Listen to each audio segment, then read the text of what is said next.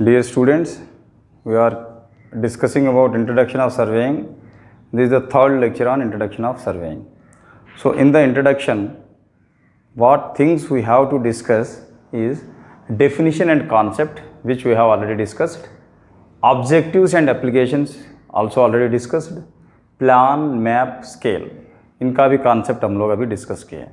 So under the introduction we have to discuss the remaining things also. Linear angular measurements, which we have already discussed, but we will see once again what is linear angular measurements.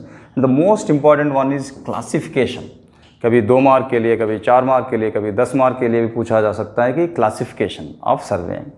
Then this is also very important. You should know the physical meaning of basic principles of surveying.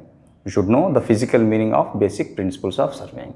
Basic principles क्या होता है और उसका meaning क्या है, क्योंकि वो जानना बहुत ज़रूरी है. क्योंकि चाहे आप बेसिक सर्वे हो या एडवांस सर्वे हो और सैटेलाइट सर्वे हो, कोई भी सर्वे आप यूज़ कर रहे हैं, but you should know the fundamental principles क्या होता है सर्वेइंग का, ये जानना बहुत ही ज़रूरी है.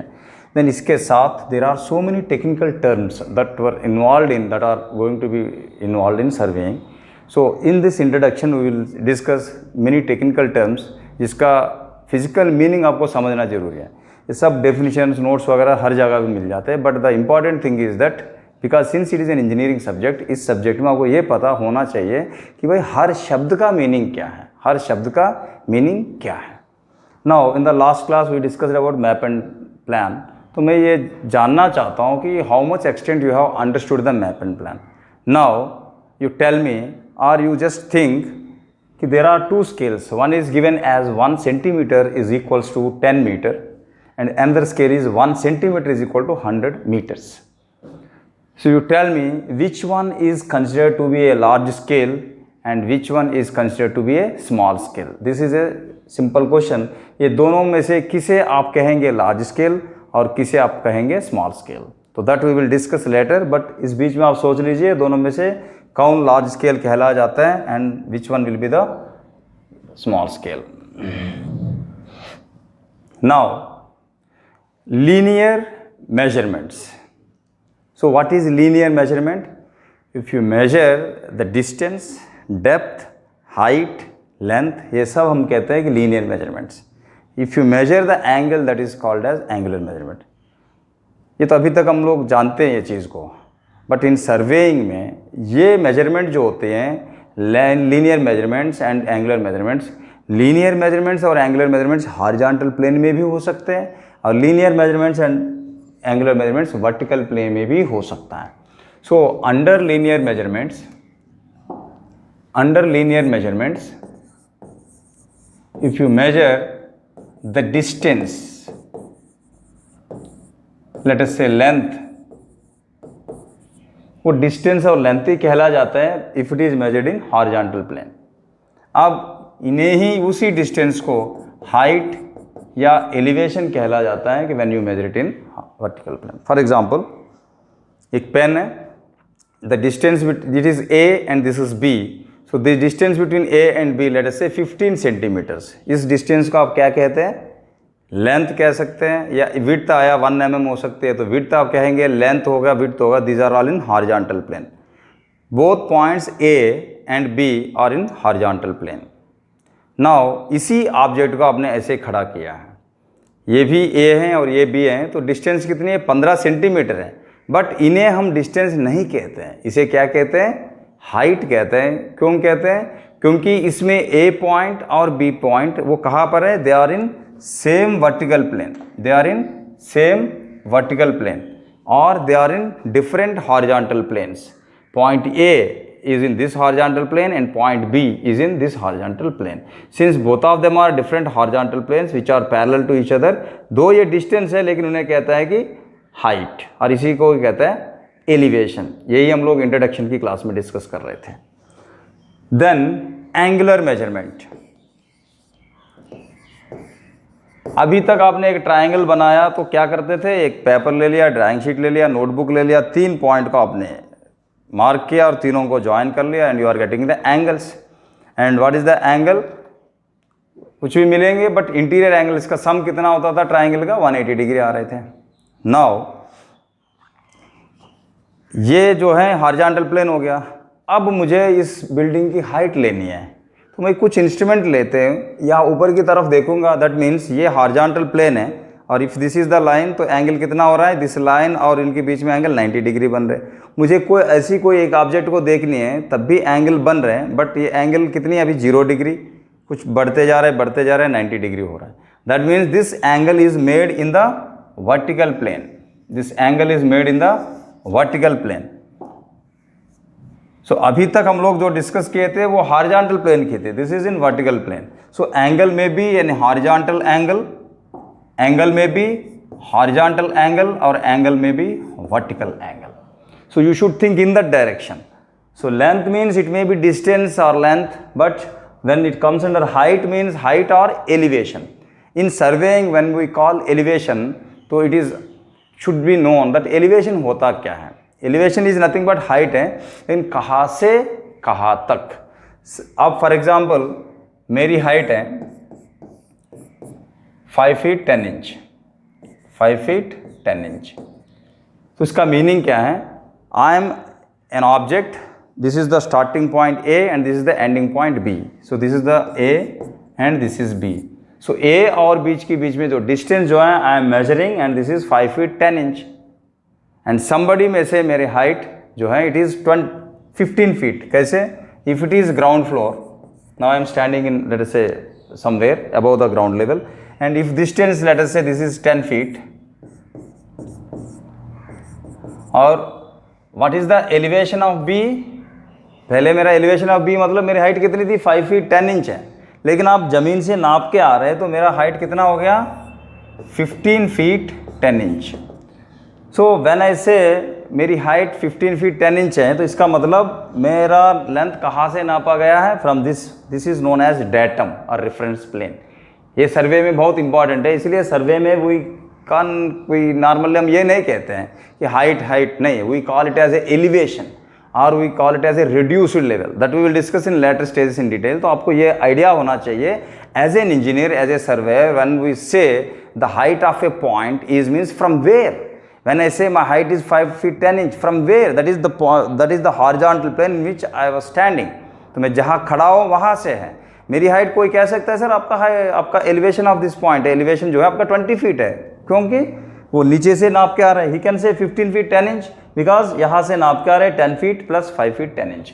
सो this is the basic meaning of elevation. Elevation is height of that particular point from some standard plane और reference plane.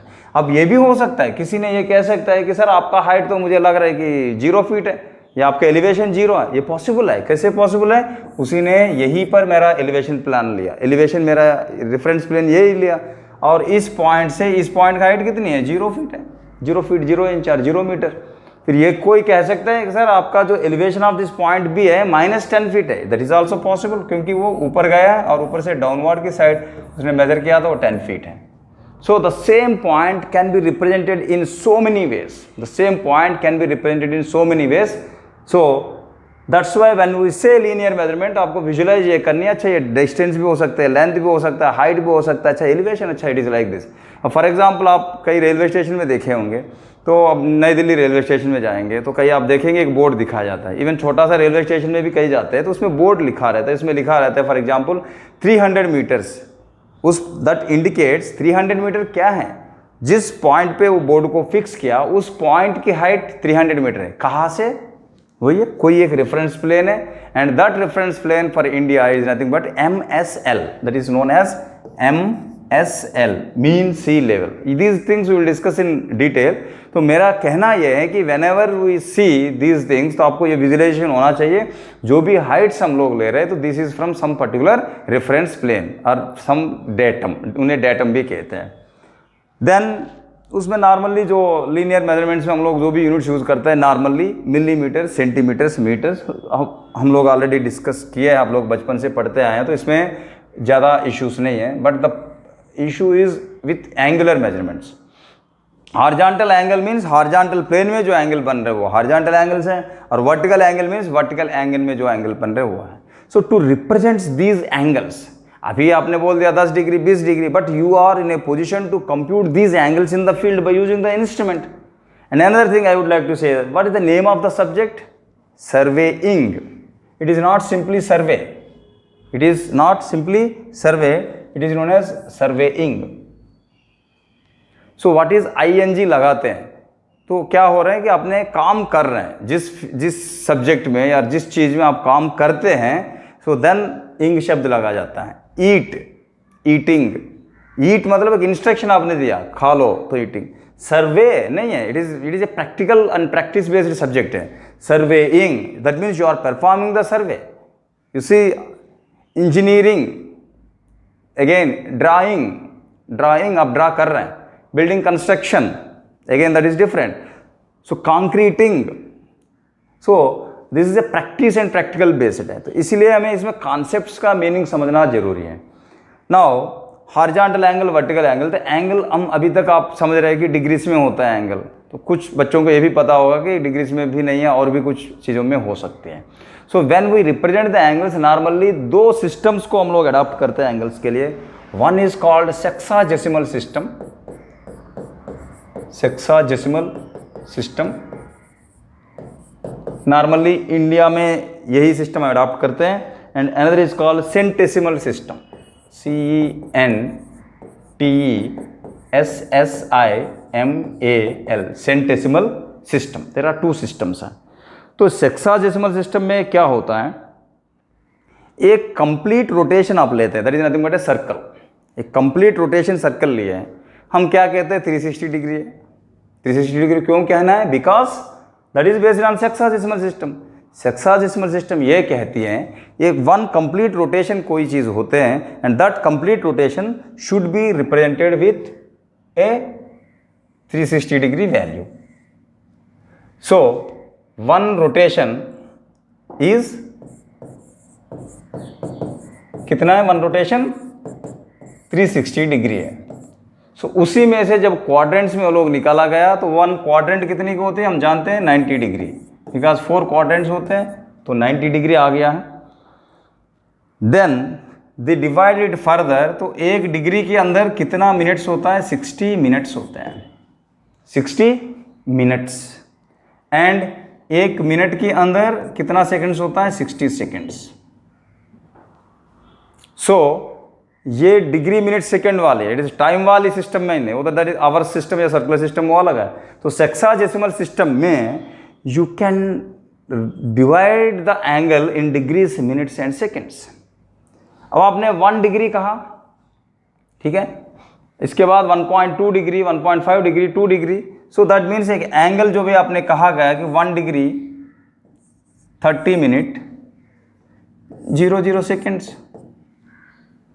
So what does that mean, इसका मतलब आप इसी चीज को आप लिख सकते थे पहले 1.5 degree, but 1.5 degree is not giving a clear picture.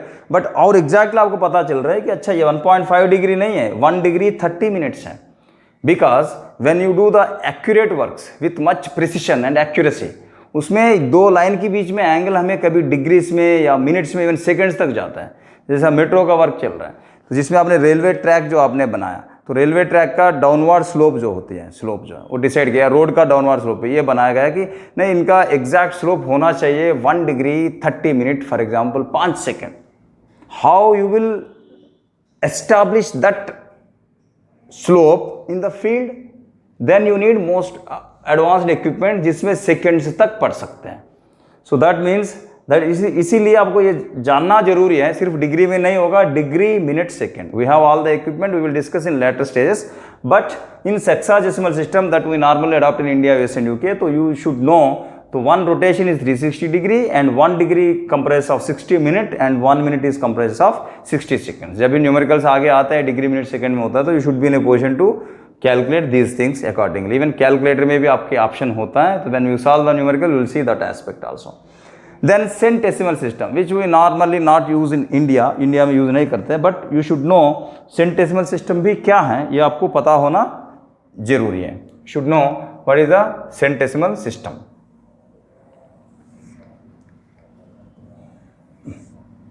यहाँ एक रोटेशन के लिए हम लोग ये कह दिया है कि ये 360 डिग्री का होता है. तो इन centesimal system one rotation is equal to 400 grades, G से यूज करता है, grades, 400 grades. So one rotation यहाँ क्या है, 360 डिग्री है, and in that case 400 grades. So one grade के अंदर you are having under one grade 100 centesimal grade. Centesimal grade ये टेम्परेचर वाली ग्रेड नहीं है, 100 डिग्री सेंटीग्रेड है, 100 डिग्री सेल्सियस है, वो नहीं है। ये जो भी है रोटेशन 360 डिग्री है, हेक्साडेसिमल सिस्टम है जिसमें हम लोग यूज करते हैं, and centesimal system we are using one rotation is equals to 400 grade, तो and one grade is equals to 100 centigrade, centesimal grade.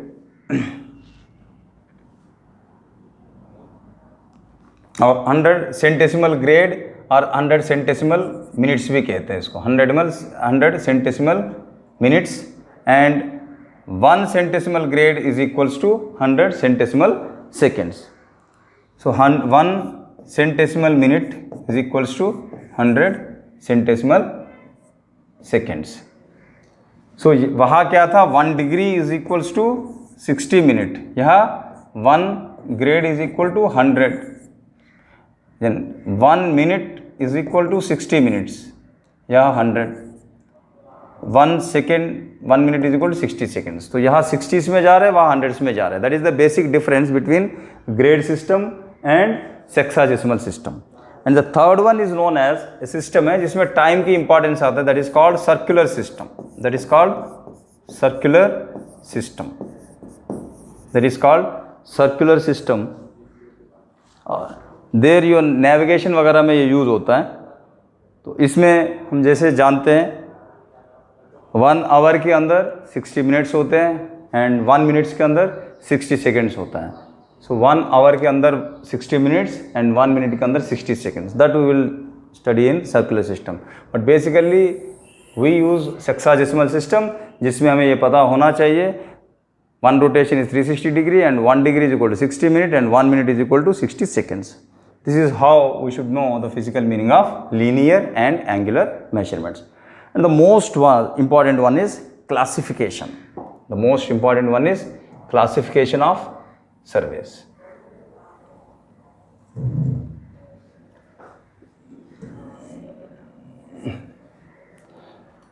जो भी हम सर्वेइंग कर रहे हैं, again and again I am repeating that, सर्वे हम कहाँ पर कर रहे हैं, it may be on the surface of the अर्थ, और जो पॉइंट्स होता है एग्जैक्टली सरफेस पे होंगे, सरफेस के ऊपर होंगे, सरफेस के नीचे होगा, दैट मीन्स अर्थ पे कर रहे हैं हम काम पूरी। नाउ जो भी सर्वे हम लोग अर्थ पे करते हैं तो वो क्या सर्वे है, कोई भी सर्वे हो सकती है। आपको किसी ने कहा कि एरिया निकाल दीजिए या 2 पॉइंट के बीच में डिस्टेंस निकाल दीजिए, रोड कंस्ट्रक्शन हो रहा है तो सर पूरी आप सर्वे रोड का करवा के हम दे दीजिए, आगे हम लोग काम करते हैं। ये सब चीज़ जो भी इंजीनियरिंग प्रोजेक्ट या कोई भी इंजीनियरिंग प्रोजेक्ट शुरू करने से पहले, इवन बिल्डिंग भी हमें बनानी है तो बिल्डिंग बनाने से पहले ज़मीन तो चाहिए, वो ज़मीन की जो सर्वे होती है वो ज़मीन की जो सर्वे ही होती है, इसके बाद ही आप प्लाट्स बनते हैं, उस प्लाट में फिर प्लानिंग बनती है, प्लानिंग के बाद फिर एग्जीक्यूशन होगा, फिर कंस्ट्रक्शन और एग्जीक्यूशन, ये सब चीज़ अगले स्टेज है। तो एनी इंजीनियरिंग प्रोजेक्ट आप शुरू करने हैं तो सर्वे ही आपको करने हैं, लेकिन आपको ये पता होना चाहिए भाई क्या क्लासिफिकेशन है, और जो भी सब्जेक्ट जो भी प्रोजेक्ट मुझे मिला है उसमें मुझे कौन सी सर्वे मेथड अपना के हम काम कर सकते हैं, तो which will be suitable for that particular work. जब भी बहुत इंपॉर्टेंट वर्क आ गया आपको ये पता होना चाहिए कि बहुत प्रिसाइजली करनी है। एक रफ वर्क आया तो उस पर रफली करनी है, एक स्मॉल स्केल वर्क आ गया तो उस हिसाब से हमें काम करनी है। तो हमें इसीलिए पता होना चाहिए कि क्लासिफिकेशन क्या होता है।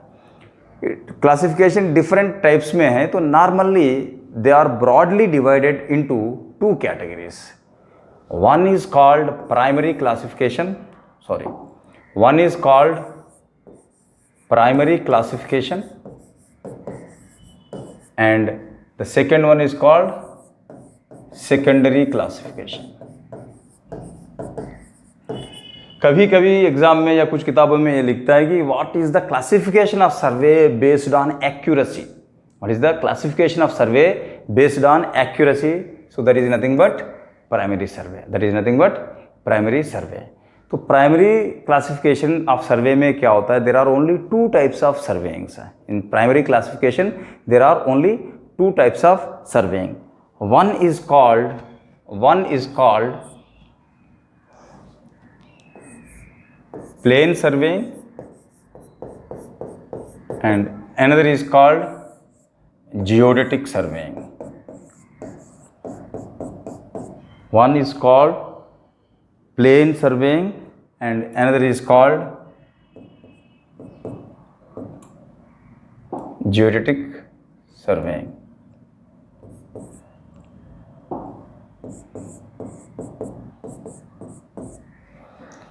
So what is the meaning of plain and geodetic survey?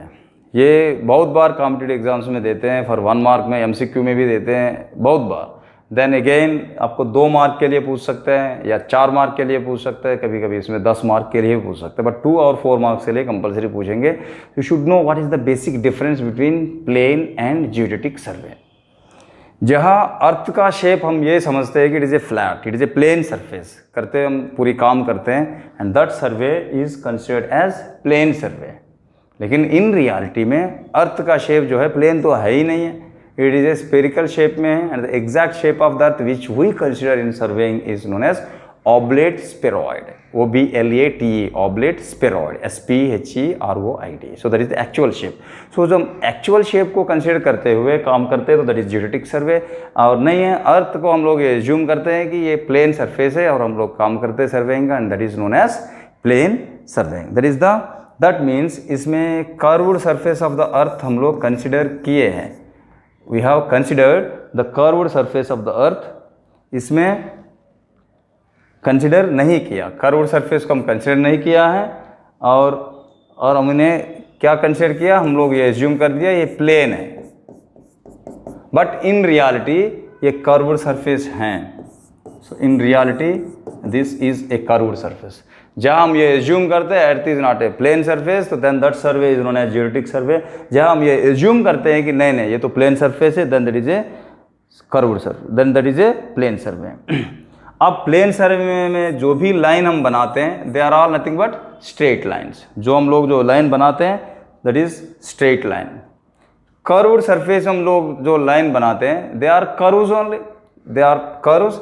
And since earth का शेप स्पेरिकल है तो it is known as spherical line. Spherical line. Simple example, एक फुटबॉल ले लीजिए या वॉलीबॉल ले लीजिए, ठीक है, और उसमें 1 पॉइंट और 2 पॉइंट के बीच में आप लाइन बना दीजिए, वो क्या होता है, कर्व्ड लाइन ही आएगा. जैसे curved line that is nothing but spherical line. वहाँ भी आप ट्राइंगल बना सकते हैं, 3 पॉइंट डाल दीजिए, एक प्लेन पेपर में आपने बनाया तो अभी तक आपने जो बनाया था वो तो प्लेन ट्राइंगल है, और वही 3 पॉइंट्स का आप फुटबॉल पे डालेंगे, ज्वाइन करेंगे, you are getting the triangle. But जो लाइन्स हैं वो तो लाइन स्ट्रेट लाइन्स नहीं, इसलिए उन्हें कहते हैं स्पेरिकल ट्राइंगल. सो इसमें जो एंगल हमारे लिए मिलती हैं हम जानते हैं प्लेन एंगल है, बट इनका जो एंगल मिलते हैं that is called spherical angle. That is called spherical angle. Again इसमें जो ट्राइंगल बनती हैं, it is known as plane triangle. इसमें जो ट्राइंगल बन रहे हैं उन्हें कहते हैं स्पेरिकल ट्राइंगल. कि कभी 4 मार्क्स के लिए 10 मार्क्स के लिए पूछते हैं what is the fundamental difference between these two. तो कर्व्ड सरफेस यहाँ मेंशन कर रहे हैं, वहाँ हम लोग एज्यूम नहीं कर रहे हैं, यह प्लेन सरफेस है and it is a curved surface. Here the lines are straight lines, here the line is a spherical line. Angle is a plane angle and is a spherical angle. The triangle is a plane triangle and here the triangle is a spherical triangle. Small areas में काम होगा और ये large areas में इनकी काम होगा. इसकी जो computations वगैरह करता है, calculations वगैरह करता है, इसमें normal होगा, और इसमें जो calculations होता है more calculations इसमें करना पड़ती हैं. प्रेसिशन इसका जो रिक्वायरमेंट है नॉर्मल प्रेसिशन चलेगा, इसमें जो है प्रेसिशन हाई प्रेसिशन आपको रिक्वायर्ड है. फील्ड वर्क इनकी नॉर्मल होगा और फील्ड वर्क इसमें और ज़्यादा होगा. लेकिन मेनली अभी हम ये कहते हैं कि एरिया ऑफ कवरेज ही इनका डिफाइनिंग पॉइंट है. तो एरिया ऑफ कवरेज स्मॉल है, then that is called as plane survey, and area of coverage large है, then that is known as geodetic survey.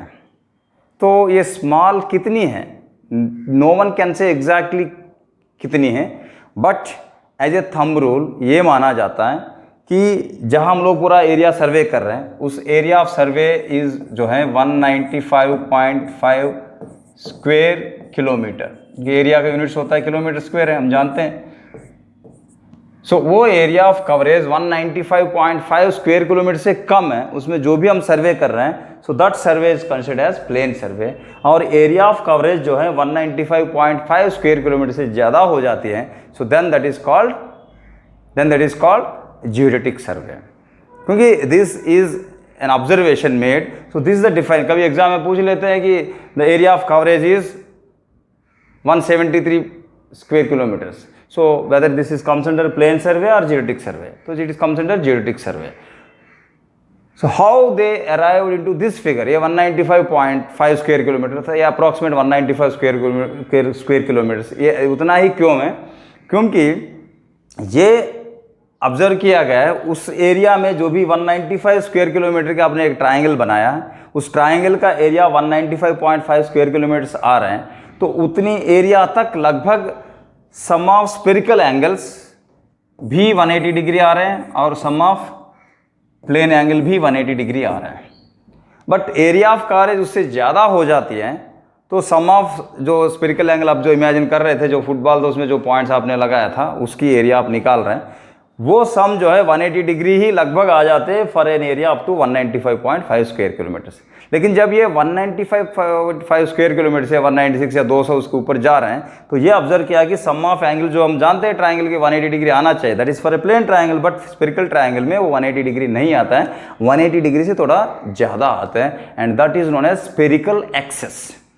Access मतलब ज़्यादा, एक्सिस नहीं है, एक्सेस मतलब ज़्यादा हो गया। तो 180 डिग्री 1 मिनट है फॉर एग्जांपल, इसका मतलब है वो 1 मिनट एक्स्ट्रा हो गया है।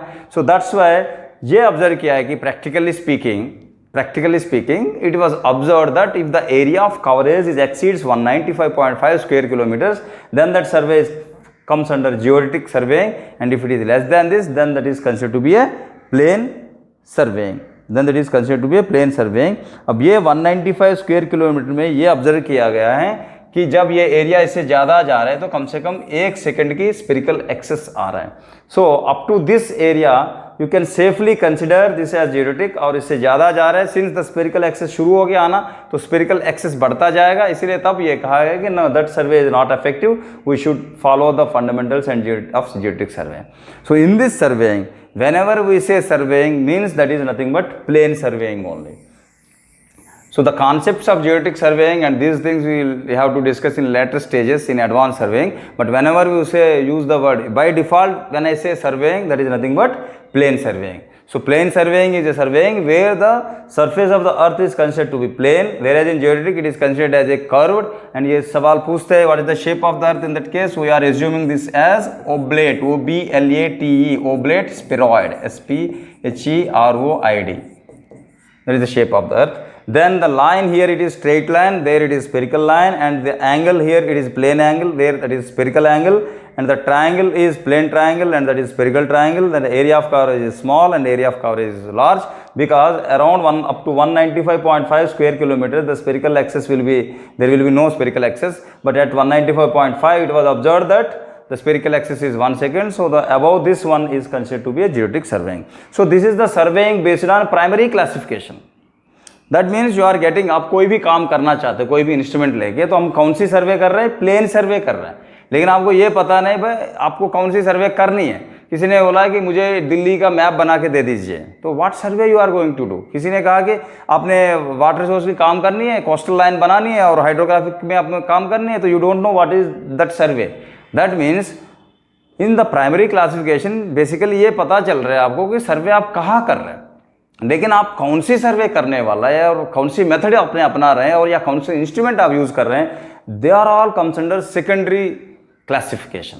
सो secondary classification is very important, because इससे ही आपको ये पता चलता है कि सर्वेस कितनी टाइप्स की है और हम कौन सी सर्वे कहाँ यूज कर सकते हैं और जो हम लोग सर्वेस कर रहे हैं वो किस में आते हैं।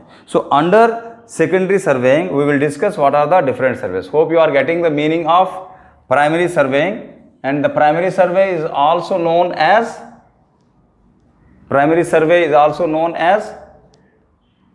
based on accuracy। कभी कभी ये पूछ लेते हैं what are the different surveys based on accuracy, so you can say there are two types of surveys, plane and geodetic, and the general classification is plane survey and secondary survey।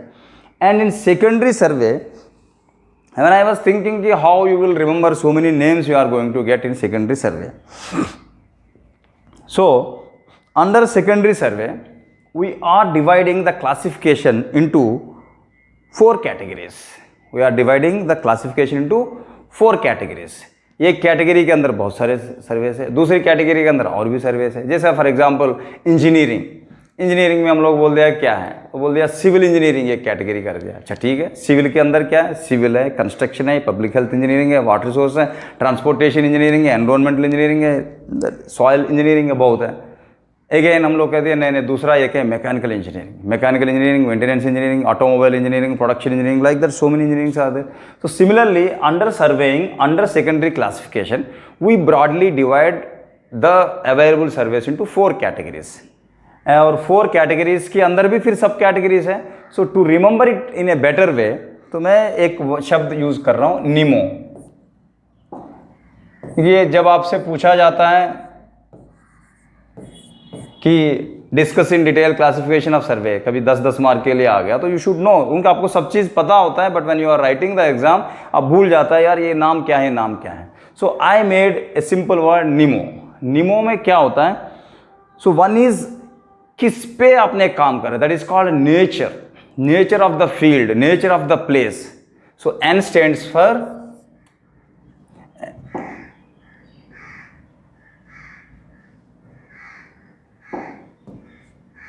N stands for nature. किसकी nature है, nature of field या place. जिस field पे, जिस place पे आपने काम कर रहे हैं, on that basis you can divide surveys into so many categories. Then the second category is I, it is कौन सी इंस्ट्रूमेंट आप यूज कर रहे हैं, instrument. So there are different types of surveys based on the nature of field or place in which you are going to perform the survey, or the instrument which you are using, that is called based on instrument. N I हो गया. अब M, ठीक है भाई, कोई सर्वे आप कर रहे हैं तो कौन सी मेथड आप यूज करने वाले हैं, so that is based on method. So what is your purpose, what is your object, उसमें आपका ऑब्जेक्टिव क्या है उस क्लासिफिकेशन का, what is the object, so that is object. So basically we divided this into nature based, instrument based, method based and object based. So under secondary classification you are nature based, instrument based, method based and object based. So nature based में क्या क्या सर्वेस की नाम है ये आपको पता होना चाहिए. What are the different names under nature based? First वाला में we will see what is the meaning or what are the different surveys that we will discuss in nature based. So the first one, nature based.